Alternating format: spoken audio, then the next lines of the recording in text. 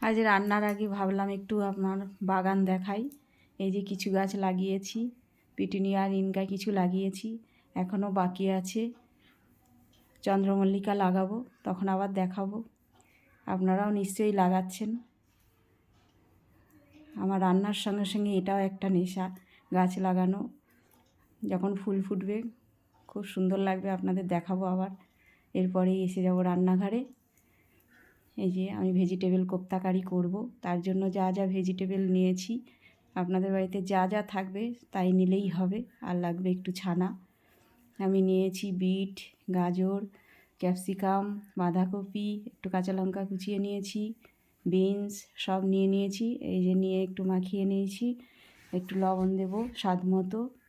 এর মধ্যে এক্সট্রা কোনো জল দেওয়ার দরকার নেই কোপ্তার জন্য। লঙ্কার গুঁড়ো, হলুদ গুঁড়ো, একটু ভাজা জিরের গুঁড়ো, আর দেব গোলমরিচের গুঁড়ো, একটু চিনি দেওয়া যেতে পারে। দিয়ে বেসন দিয়ে 2 টেবিল চামচ মতো প্রথমে বেসন দিয়ে নেবেন। দিয়ে কোপ্তা আকারে শেপ যদি এসে যায় তাহলে ঠিক আছে, নাহলে আরও 2 টেবিল চামচ মতো বেসন দিয়ে কোপ্তার আকারে এরকমভাবে শেপ দিয়ে নেবেন। দিয়ে তেলটা খুব ভালো করে গরম হলে তারপরে কোপ্তাগুলো তেলের মধ্যে দেবেন, নাহলে না গরম হওয়ার আগে দিলেই ওটা ছেড়ে যেতে পারে, সেজন্য ওটা একটু সাবধান। এই যে তারপরে একটু ছানা দিয়ে নিলাম, ছানাটা ওর মধ্যে মেখে নেব। মেখে নিয়ে এই যে কোপ্তার আকারে গড়ে একটা একটা করে বল এভাবে তেলের মধ্যে দিয়ে দেবো। এই যে তেলের মধ্যে প্রায় হয়ে গেছে ব্রাউন করে ভাজা। এই যে আমি নামিয়ে নিচ্ছি। এমন কিচ্ছু নেই এই রান্নাটার মধ্যে, খুব তাড়াতাড়ি হয়ে যায়। ঘরে কিছু সবজি থাকলেই যে কোনো কিছুর মধ্যে ফুলকপিও দেওয়া যেতে পারে। তারপরে তেলটা কিছুটা কমিয়ে নিয়েছি, 2 টেবিল চামচ মতো নিয়েছি তেল। তারপরে ওর মধ্যে তেজপাতা, শুকনো লঙ্কা ফোড়ন দিয়েছি, আর দিলাম 2টো টমেটো, 1/2 ইঞ্চি আদা, আর কয়েকটা কাজু বাটা দিয়ে এই যে তেলটা মশলাটাকে ভালো করে কষিয়ে নিয়েছি। নিয়ে দিয়ে দেবো স্বাদ মতো লবণ।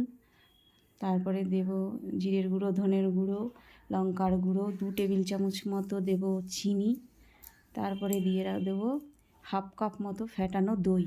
দিয়ে এই যে ভালো করে নাড়তে থাকবো, নাহলে দইটা আবার ছেড়ে যাবে, কেটে যাবে।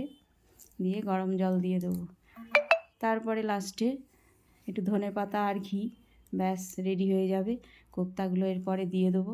ফুটে আসলেই এই যে কোপ্তাগুলো এরপরে দিয়ে দেবো, দিয়ে 2 মিনিট ফোটাবো। ফুটিয়েই সার্ভিং বলে নামিয়ে নেব, রেডি হয়ে যাবে।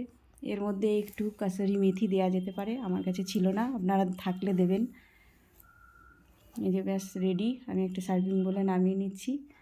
রেডি ভেজিটেবল কোপ্তা কারি।